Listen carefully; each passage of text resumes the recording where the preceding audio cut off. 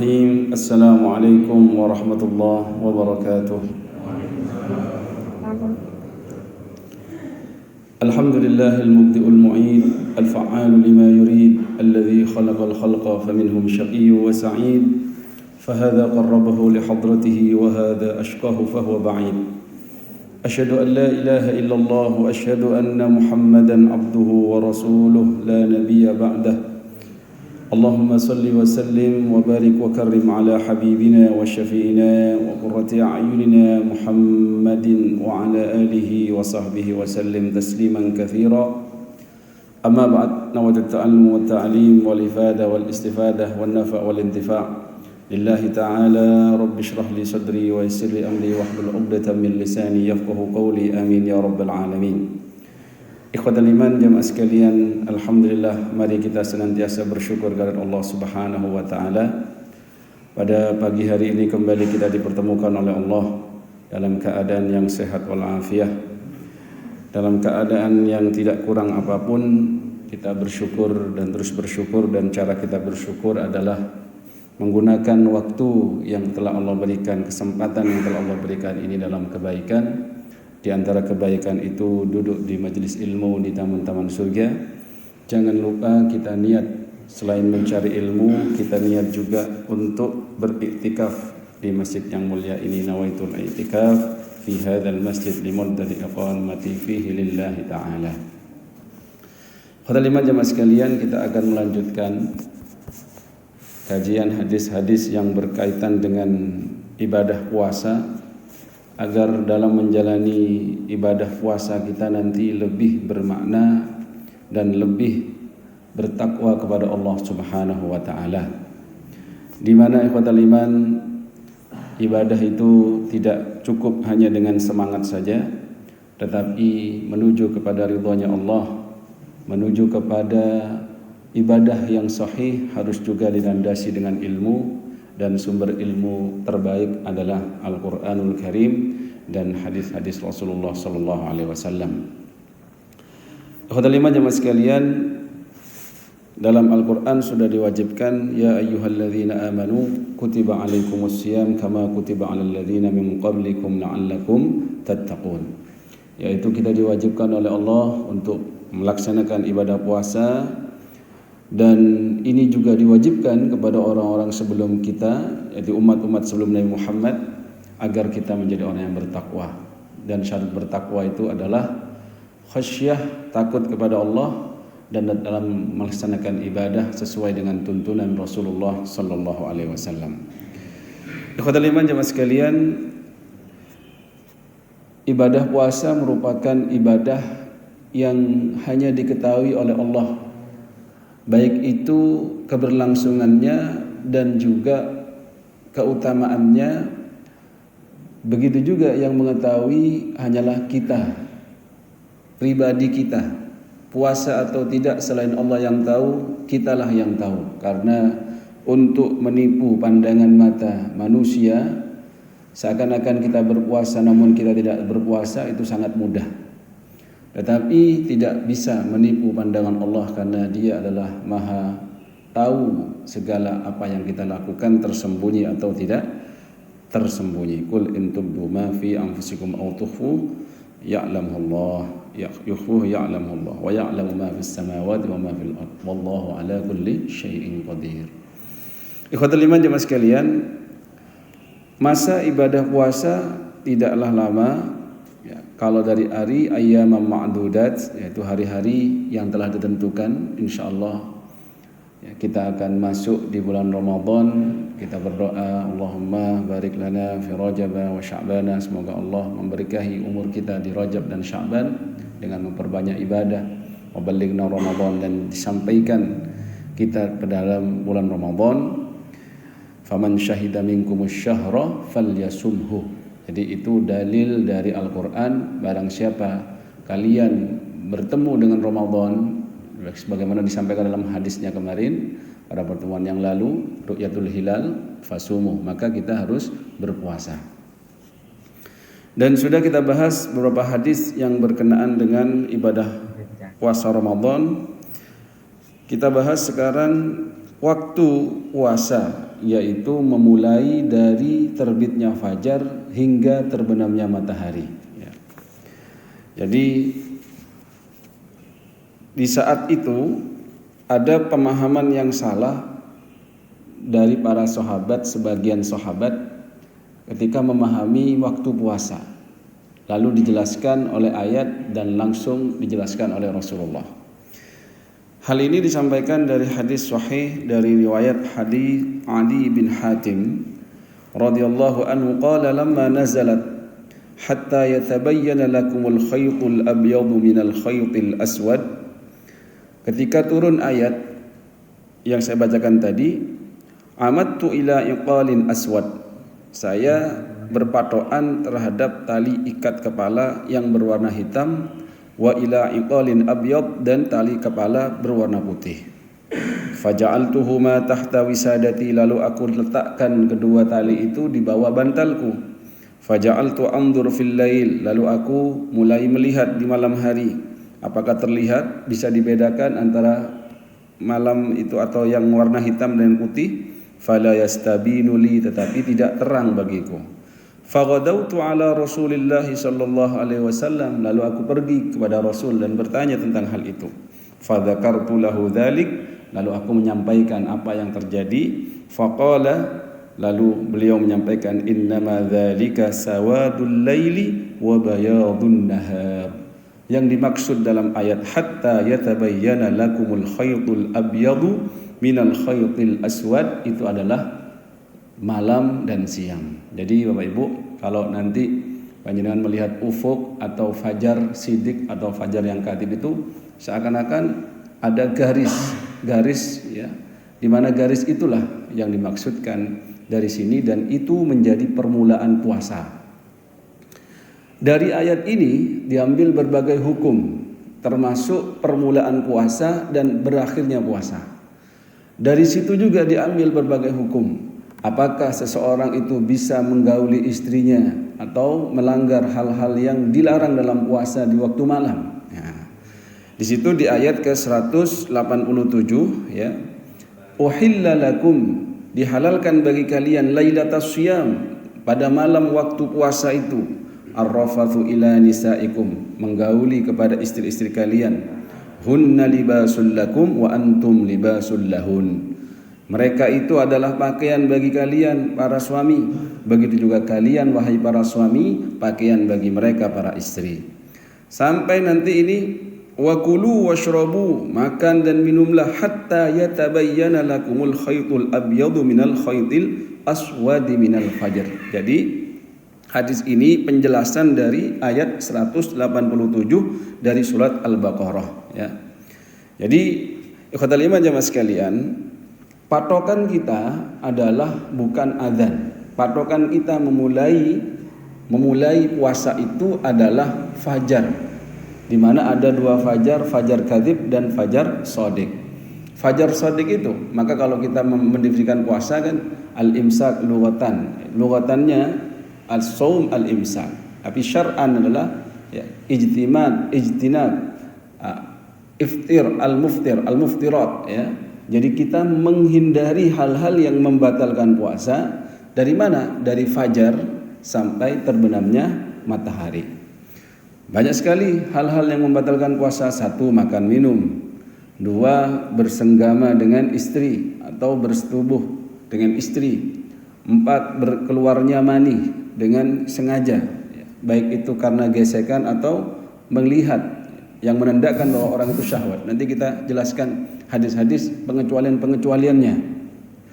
Kemudian juga yang bisa membatalkan puasa, muntah dengan sengaja, sehingga kita mungkin nyicolek atau akhirnya muntah. Kalau muntahnya tidak sengaja kan itu tidak.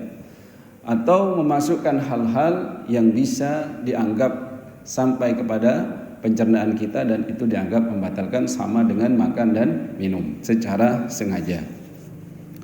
Ikhwatal iman jemaah sekalian, mari kita bahas terlebih lagi terkait ya, bagaimana orang memulai puasa dengan patokan fajar bukan patokan azan, karena bisa jadi muadzinnya ketiduran atau muadzinnya itu terlambat ketika azan. Nah, Yang biasa ditanyakan khususnya oleh para mahasiswa itu, dan ini mungkin doktrin dari kecil yang terbawa sampai dewasa, Bapak Ibu, ya. Pak, boleh nggak Pak makan sahur itu ketika adzan dikumandangkan? Kan pernah ada pertanyaan seperti itu, Pak, ya. Kata bapak saya, nah ini repot kata bapak saya gitu ya. Dulu kalau pas adzan kemudian sedang makan, habiskan nak gitu. Ya. Ini bahaya kalau tidak sadar. Padahal dulu dia itu bertanya dan diberikan wejangan itu oleh bapaknya ketika dia belum baligh gitu. Belum baligh atau sebagai puasa pembelajaran. Nah, kalau sekarang itu puasa separuh hari gitu ya. Nggak ada puasa separuh hari itu, tapi dalam bentuk tarbiyah, dalam bentuk latihan. Nah, kan dia belum wajib, ya. Belum wajib karena belum sampai pada taklif, belum mukallaf. Lah repotnya itu Pak, kalau terbawa sampai dewasa, menganggap kalau adzan belum selesai nak masih boleh makan, silakan habiskan. Iya, kalau yang pas adzan itu makan kemudian ya piringnya besar kemudian dilengkapin di situ, selesai adzan masih belum habis, bagaimana itu? Jadi di sini ikhwatal iman patokan puasa dimulai dari fajar, ya, karena terkadang muadzin itu fajar baru masuk baru dia adzan. Apa Pak fungsi adzan? Fungsi adzan adalah i'lam. I'lam itu pemberitahuan kalau waktu sholat sudah masuk, kalau waktu puasa sudah masuk. Makanya terkadang masjid itu kan beda-beda gitu adzannya. Maka kalau dalam urusan sahur, saya lebih mengambil adzan yang patokannya lebih cepat gitu ya Pak ya, daripada yang jauh lebih lambat. Bisa jadi itu lebih santai dulu gitu. Sama dengan nanti ghurubus syams, yaitu terbenamnya matahari. Karena terkadang orang tertipu, matahari belum terbenam, masih di belakang gunung, tapi karena tidak melihat, langsung dia makan gitu. Atau tertutup oleh awan. Bukan itu, patokannya adalah ketika matahari terbenam secara keseluruhan. Baik. Ikhwatal iman jemaah sekalian, biasanya di sini nggak biasa ya Bapak ya. Kalau di Tarim, di Hadramaut itu biasa, mungkin juga di kota-kota atau di kampung-kampung yang menerapkan ada dua azan sebelum subuh dia azan, yaitu kira-kira jam 2 begitu. Lalu nanti pas subuh azan lagi. Di sini kan belum biasa begitu. Di Indonesia khususnya itu tidak biasa. Jadi kalau di Hadramaut misalkan di kota Tarim itu biasa hal seperti itu. Di Masjid Muhdhar itu karena saya awal-awal datang pernah ya karena capek gitu, terus tidur baru tahu asramahnya begitu ya, belum tahu sekitar wilayah, terus ada adzan. Saya kaget loh, kok adzan? Saya kira sudah masuk subuh, apa saya kesiangan ya? Langsung saya sholat subuh, kemudian tidur lagi adzan lagi gitu, karena kecapean waktu itu loh. Langsung kakak kelas, itu tadi bukan adzan subuh. Wah begitu ya. Jadi karena kita nggak biasa, di Indonesia biasanya adzan hanya sekali. Jadi kalau di sana ada adzan jam 2 ya, sebelum subuh untuk membangunkan orang-orang yang bangun ya, dalam artian qiyamul lail, untuk mengingatkan. Ada juga yang masih tidur dibangunkan. Biasanya ibu-ibu bangunnya jam 2 karena bukan harus tahajud, harus nganget apa rawon atau apa untuk buka puasa, apa untuk sahur ya. Baik. Apakah ada dasarnya itu Pak? Ada dasarnya ya, ada dalilnya dari hadis sahih di mana Nabi Shallallahu alaihi wasallam menyampaikan hadis dari Ibnu Umar radhiyallahu anhuma. Anna Rasulullah sallallahu alaihi wasallam, sesungguhnya Rasulullah sallallahu alaihi wasallam bersabda, "Inna Bilalan yu'adzinu bilailin." Sesungguhnya Bilal itu azan di waktu malam. Fakulu washrabu, maka minumlah dan makanlah hatta yunadi ibnu ummi maktum, sampai nanti azan yang dikumandangkan oleh Ibnu Ummi Maktum. Ini muadzinnya Nabi itu tidak hanya Bilal Pak, ada namanya juga Ibnu Ummi Maktum, yang mana beliau ini buta. Loh gimana buta? Maka di sini juga diambil dalil hujjah boleh kalau ada orang buta azan. tetapi harus bisa ya thiqah itu tepat waktunya. Dengan cara apa? Nanti ada yang ngasih tahu, Mas sudah waktunya, langsung adzan gitu ya. Kalau angger adzan repot, nanti orang-orang pada marah ya. Kadang ada kisahnya itu belum waktunya zuhur, ya, misalkan jam 10 sudah adzan. Oh, datang semua masyarakat itu marah-marah, kamu gila ya, belum zuhur kok sudah adzan gitu. Terus dibalas sama dia, ya sampean ini mungkin yang gila. Wong saya adzan jam 12 sudah masuk zuhur gak ada yang datang, malah jam 10 pada datang semua katanya. Aneh ini katanya. Ya, itu pelajaran Pak bagi masyarakat yang kalau waktunya sholat itu diadanin gak ke masjid. Ya. Tapi kalau nggak waktu sholat diadanin ribut pada ke masjid mau demo gitu ya. Nah, ini jangan dicoba, nanti rame di at-taqwa ya. Ikhwatul iman jemaah sekalian, di sini Rasulullah SAW menyampaikan, kalau Bilal adzan berarti itu belum masuk waktu puasa mulai, karena itu adalah tujuannya untuk membangunkan orang yang tidur, ya, dan juga untuk menegaskan disitulah waktu sahur kalau itu puasa. Ya, karena waktu sahur yang saya sampaikan kemarin dalam hadis tasahharu fa inna fis sahuri barakah, yang namanya sahur itu bukan makan di awal malam lalu tidur, bukan di pertengahan malam lalu tidur, nunggu nasi goreng lewat jam 12 makan terus tidur ketemu subuh gitu. Bukan itu, tetapi sepertiga akhir dari malam. Nah, kalau malam dimulai jam 6 misalkan maghrib, anggap saja begitu, 6, 7, 8, 9, 10, 11 12, 1, 2, 3, 4 ya, berarti 3 jam 30 menit ya sebelum waktu masuk. Misalkan jam 2 ke bawah itu sampai subuh itu sudah masuk waktu sahur, karena sepertiga akhir malam, waktu sahar namanya ya. Baik khotul iman, hadis yang menguatkan lagi adalah hadis dari Aisyah radhiyallahu anha, anna Bilalan, sesungguhnya Bilal radhiyallahu anhu kana yu'adzinu bilailin, dia ini adzannya di waktu malam. Faqala Rasulullah sallallahu alaihi wasallam, lalu bersabda Rasulullah sallallahu alaihi wasallam, kulu, makanlah kalian semua, washrabu, dan minumlah kalian semua, hatta yu'adzina ibnu ummi maktum, sampai nanti batas waktunya adzannya ibnu ummi maktum.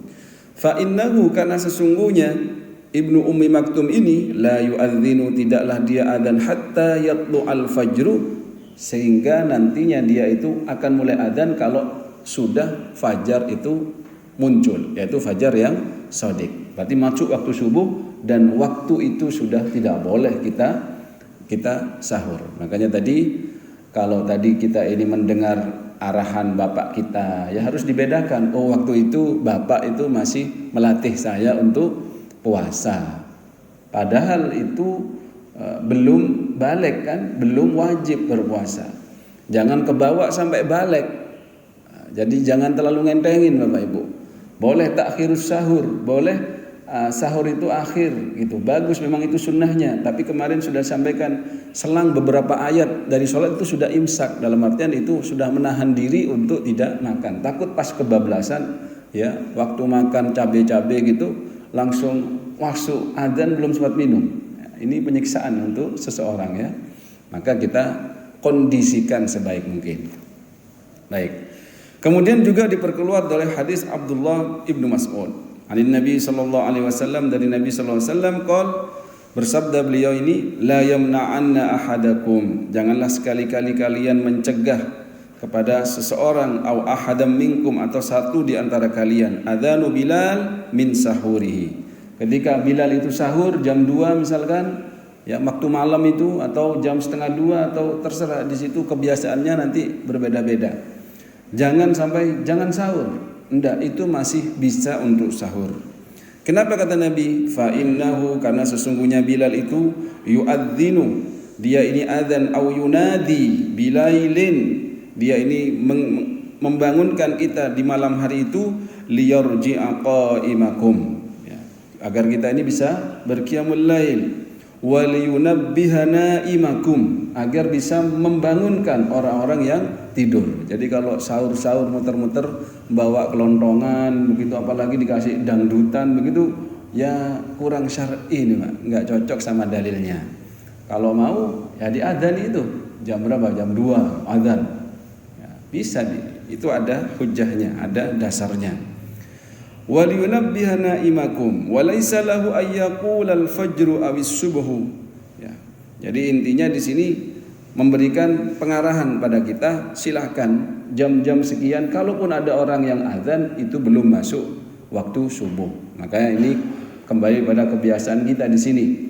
Kalau kita mau membiasakan khususnya di bulan Ramadan, ya silahkan. Nah, hujahnya ada, dalilnya ada. Daripada muter-muter dikentongin pakai apa itu hemat tenaga lah, hemat tenaga, dan kita cari yang ada dasarnya.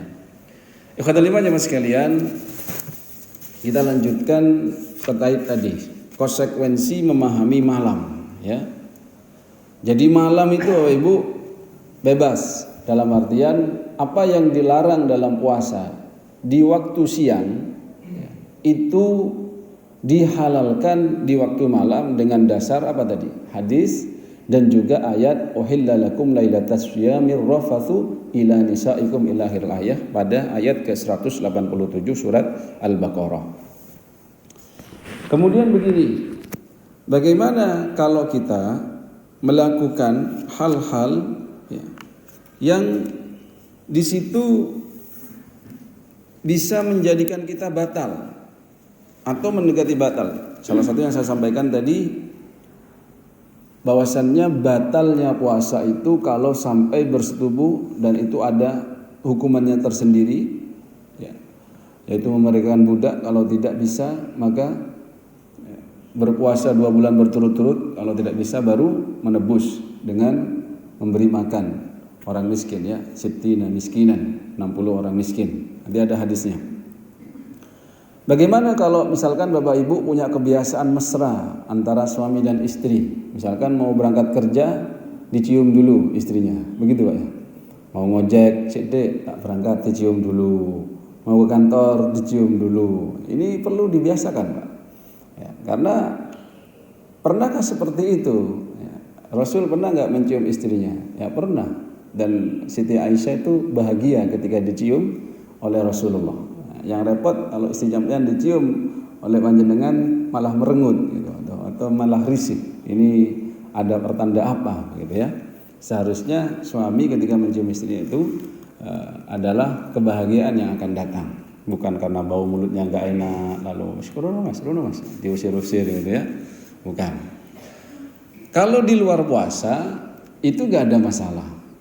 Dalam artian tidak ada pembahasan ya Pak ya. Kapan saja panjenengan mau nyium sama istri itu, mau belai-belai kapan saja, enggak apa-apa. Bahkan itu menjadi sumber pahala. Justru aneh kalau suami istri enggak pernah dicium, enggak pernah dibelai-belai ya. Nabi saja mesranya luar biasa Pak. Nabi itu disisirin Pak, ibu-ibu ya, sama Siti Aisyah itu.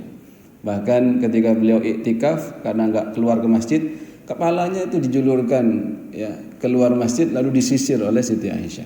Jadi ibu-ibu kalau nyisirin suaminya itu niat mencontoh Rasulullah ya ketika disisir oleh istrinya. Sisir, tapi jangan keras-keras Pak, merotol semua nanti. Nah, apalagi sudah sepuh gitu. Ya. Dan pakai hati Bu, jangan pakai tenaga saja, ya, apalagi tenaga dalam gitu ya. Baik, di sini ada hadis yang menjelaskan tentang penjelasan apakah mencium istri itu atau yang mahram bagi kita dalam artian yang halal ya, bukan istrinya orang, naudzubillah, itu nanti pasti dosanya. Boleh atau tidak ketika kita ini sedang berpuasa, apalagi puasa Ramadan. Hadis Aisyah dasarnya dari hadis Aisyah radhiyallahu anha qalat. Beliau berkata, in kana Rasulullah sallallahu alaihi wasallam la yuqabbilu ba'd azwajihi wa huwa sha'im. Jadi Rasul sallallahu alaihi wasallam pernah mencium salah seorang istri-istrinya ini sedangkan dia sedang berpuasa. Di sini wawunya wawu hal, wawu haliyah. Dalam nahwu itu menjelaskan kondisi seseorang ketika saat itu. Wa huwa shaimun. Wawunya di sini haliyah. dan dia sedang berpuasa. Thumma dhahikat. Lalu Siti Aisyah itu tertawa, bahagia. Itu menunjukkan bahwasannya ini yang meriwayatkan hadisnya beliau, dan di antara yang dicium ya beliau itu. Berarti itu tadi apa? Harus seorang istri itu merasa bahagia ketika dicium sama suaminya. Nah, sing repot itu suaminya gak wani nyium, Mbak. Soalnya galak bojone iku. Ya. Nek ngomele dicium baru berhenti. Atau malah ngomele buanter. Ini repot ini. Nah, kemudian juga hadis Aisyah yang lain radhiyallahu anha qalat, bahkan lebih dari sekedar mencium ini, Pak, ya. Kana Nabi sallallahu alaihi wasallam, Nabi sallallahu alaihi wasallam yuqabbilu, mencium, wa yubashiru, dan menyentuhkan kulitnya. Yubashir ini bersentuhan kulit dan kulit tanpa ada halangan. Wa huwa shaimun, dan dia pada saat itu sedang berpuasa. Wa kana amlakakum liirbih, dan dia adalah orang yang paling kuat menguasai anggota badannya atau menahan nafsunya. Dari sini Pak ada kriteria. Dari sini diambil sebuah hukum. Sebuah hukum apa? Siapa sih yang boleh mencium lawan jenisnya, yaitu istri atau suaminya itu, yang kondisinya adalah kalau dia mencium itu tidak menyebabkan terjadinya hubungan suami istri. Dalam artian bisa menjaga nafsunya, bisa menjaga hawa nafsunya untuk tidak melakukan hubungan badan. Karena apa, Pak? Karena pemanasannya hubungan badan itu kan yaitu, kalau kita bersetubuh dengan istri, pemanasannya memang dianjurkan begitu. Dianjurkan pemanasan, bukan langsung-langsungan. Nanti kram gitu. Bal-balan aja suruh pemanasan dulu, mau ganti itu kan. Semua suruh pemanasan, mau renang suruh pemanasan. Dan di Islam juga diajarkan itu, Pak. Bahkan diperintahkan bagi seorang laki-laki karena menyetubui istrinya itu dengan penuh kesungguhan, falyusaddiqha. Enggak boleh seenaknya sendiri, gitu. Enggak boleh sing penting dia puas lego bojone barno, gitu. Karena ada kisah-kisah perceraian itu karena tidak adanya pengertian dalam hal seperti ini, Pak. Ya, entah karena istrinya nggak pernah orgasme dan seterusnya. Itu pembahasan yang lain ya. Tapi yang perlu digarisbawahi tadi, Anda boleh meniru Nabi, mencium dalam waktu puasa di Ramadan karena mungkin sudah menjadi kebiasaan. Kalau mau berangkat kerja cipika-cipiki dulu ya. Cium kanan, pipi kiri, dahinya dicium, kepala disepul gitu. Cek gak ngomelan, cek gak gini. Intinya tetap menjaga kemesraan antara suami istri. Dan ketika itu dilakukan di Ramadan dan Anda bisa menjaga, misalkan tidur bareng terus dielus-elus, karena yubashir itu artinya mungkin dibelai-belai begitu ya, mungkin tiduran kelesetan. Ya, bukan Ramadan Mas, sini Mas, pisah kamar Mas, nanti sampean bahaya namanya buah soalnya. Ya, enggak apa-apa, tetap satu kamar, tapi harus dijaga. Minimal ibu-ibu kalau biasa tampil seksi di depan suami,